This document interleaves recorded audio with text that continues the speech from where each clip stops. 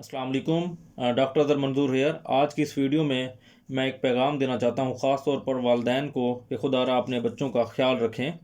हमारे पास एक बच्चे को एमरजेंसी के अंदर लाया गया। जैसा कि इस वीडियो के अंदर आप देख सकते हैं, इसकी उम्र 9 साल थी। बच्चे ने बाहर गली के अंदर खेलते हुए इल्फ़ी वाली पिन को खा लिया था, जो इसकी खुराक की नाली की बजाय बदकिस्मती से इसकी सांस की नाली के अंदर जाके फंस गई। बच्चे को फ़ौरन सांस का मसला शुरू हुआ। मुकामी डॉक्टर के पास ले गए, उसने सिम्प्टोमेटिक इसका इलाज किया, लेकिन उसको रेफ़र नहीं किया। फिर बच्चे की हालत बहुत ज़्यादा ख़राब हो गई, तो वो उसको इमरजेंसी में हमारे हॉस्पिटल लेके आए।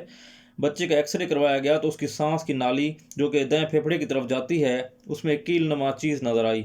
उसको निकालने के लिए ब्रोंकोस्कोपी की गई, लेकिन वो सुई जो है वो ना निकल सकी। इसके बाद उसको सर्जिकल एम्फेजिमा डेवलप हुआ। जैसे कि आप वीडियो के अंदर देख सकते हैं कि ये हवा जो होती है वो उसकी जल्द के नीचे, उसकी आंखों से लेके उसकी थाइस तक वो हर जगह जमा हो गई।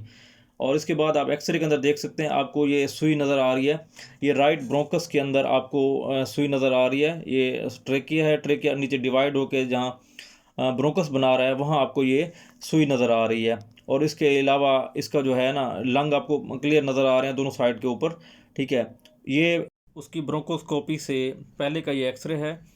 तो इसके बाद जो है सर्जिकल एम्फेसीमा डेवलप हुआ, उसके लिए हमने इसको चेस्ट ट्यूब डाली। तो चेस्ट ट्यूब के बाद जो है इसकी सेचुरेशन कुछ बेहतर हुई है, और लेकिन वो भी ऑक्सीजन के साथ ये सेचुरेशन को जो है मेंटेन कर रहा है। तो इस वीडियो के अंदर मैं ये आपको पैगाम देना चाहूँगा, एक तो अपने बच्चों को अगर गली मोहल्ले में खेलने की इजाज़त देते हैं तो उनको सुपरवाइज़ किया जाए, उनको जो है अकेला ना छोड़ा जाए। और इसके अलावा घर के अंदर जो चीज़ें होती हैं जो नुकसानदेह हो सकते हैं, जैसे स्प्रे हो गई, इल्फ़ी हो गई, कील वगैरह, किसी ऊंची जगह के ऊपर रखें। और शीशे के बर्तन जो होते हैं उनको भी स्पेशली तौर पे किसी ऊंची जगह के ऊपर रखा जाए। और जो दवाइयाँ हम घर के अंदर इस्तेमाल करते हैं उनको भी ऊपर रखा जाए।